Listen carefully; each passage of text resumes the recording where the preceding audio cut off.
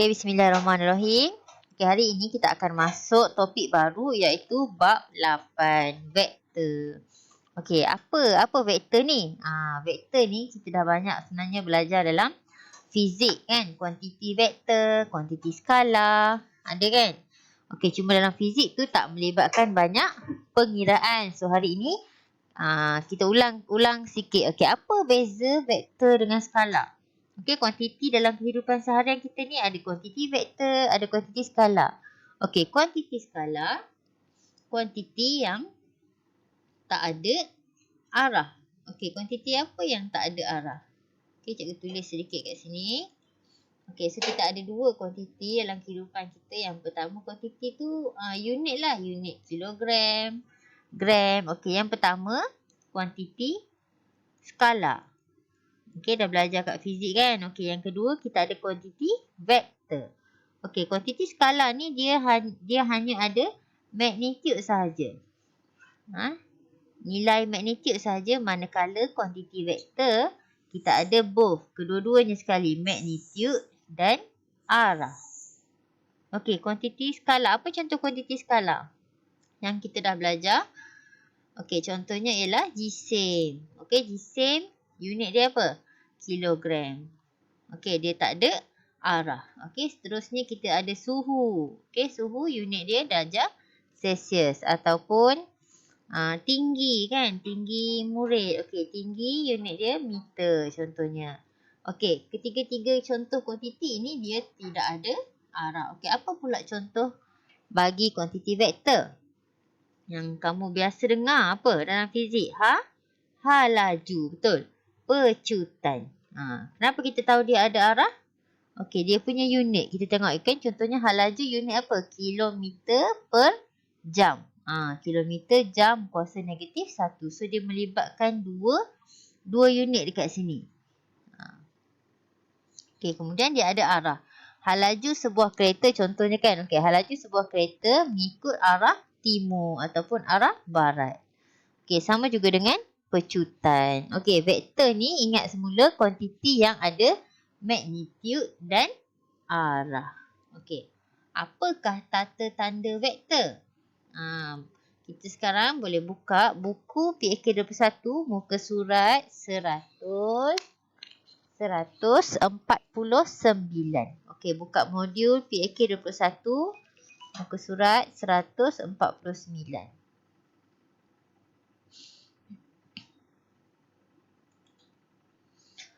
Okey. Vektor boleh diwakili oleh A, B atau A sahaja. Okey. Bila kita nak guna huruf besar, kita akan lukiskan satu anak panah dekat atas dia. So A, B ada anak panah. Mewakilkan, untuk kita wakilkan vektor A, B. Ataupun A sahaja, huruf kecil, kita akan letak sedikit calik kat bawah ni.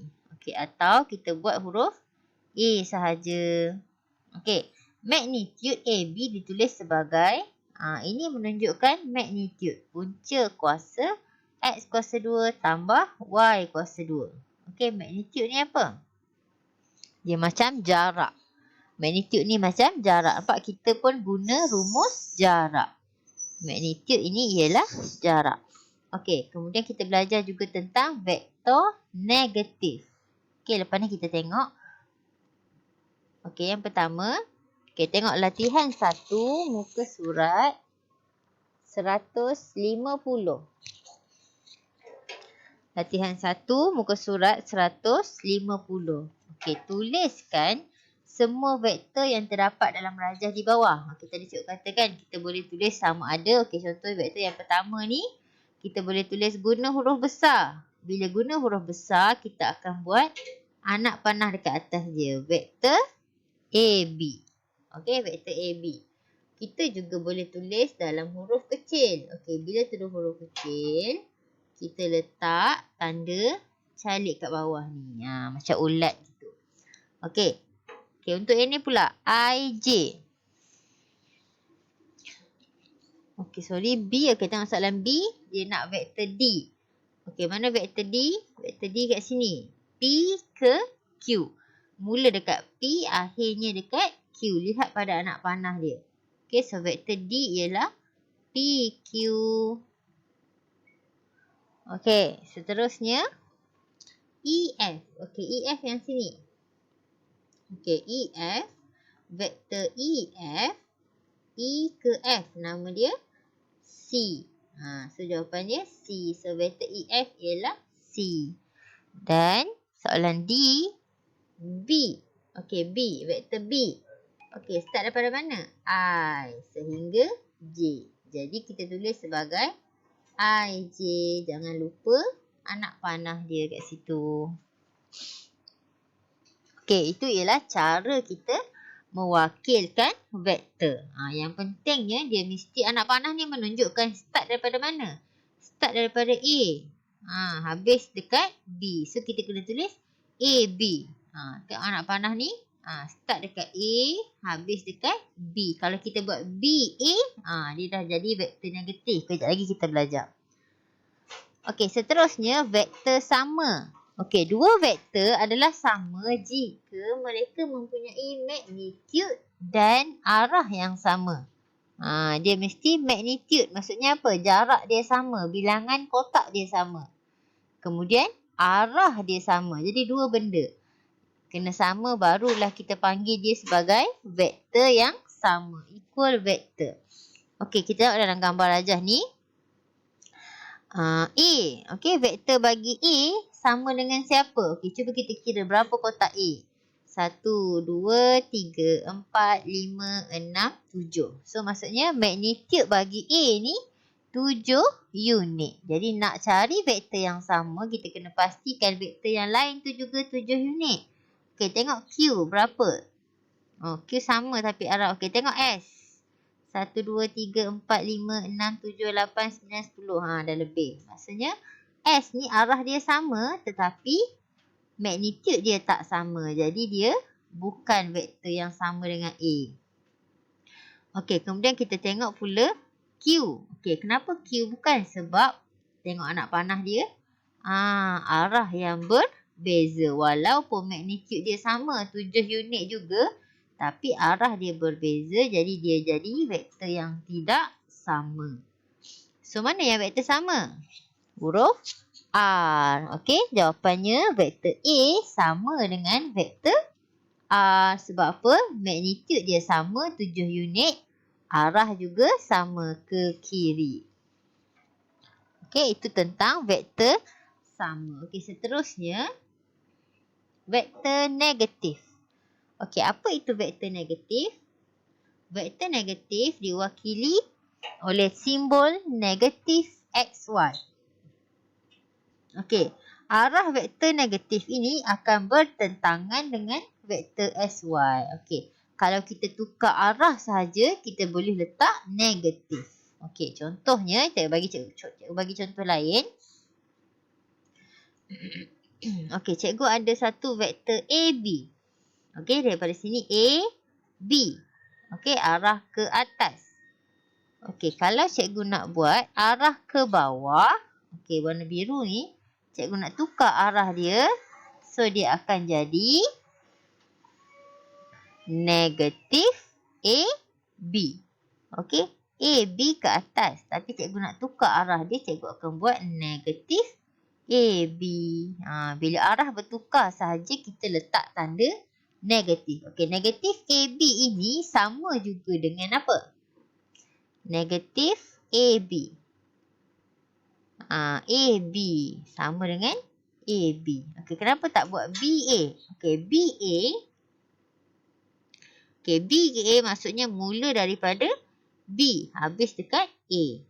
Sesamalah. BA. So, boleh tulis sama ada kita nak tulis negatif AB ataupun BA. Okey, cikgu bagi contoh yang lain.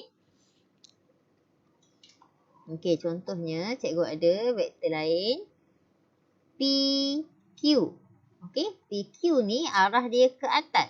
Okey, nama dia vektor PQ. PQ. Tapi cikgu sekarang nak tukar arah vektor PQ ni. Cikgu nak arah ke bawah pula. Bila arah ke bawah, vektor yang sama. PQ. Tapi cikgu nak arah ke bawah. Okey, so nama dia ialah negatif PQ. Okey, mula dekat P, habis dekat Q. Tetapi arah bertukar. Jadi kita boleh tulis negatif PQ. Ataupun, cikgu ikut je. Mula dekat Q, habis dekat P. Jadi kita juga boleh tulis sebagai QP. Okey. Kita tengok latihan untuk lebih pemahaman. Latihan 3, muka surat 151. Okey, tentukan vektor negatif. Okey, kita tengok yang pertama. XY. Okey, mana XY? Okey, XY yang ni. X ke Y, anak panah dia ke bawah. Okey, yang mana lawan dia? Okey, yang lawan dia yang mana? Yang ni. X saja. Nampak kat sini?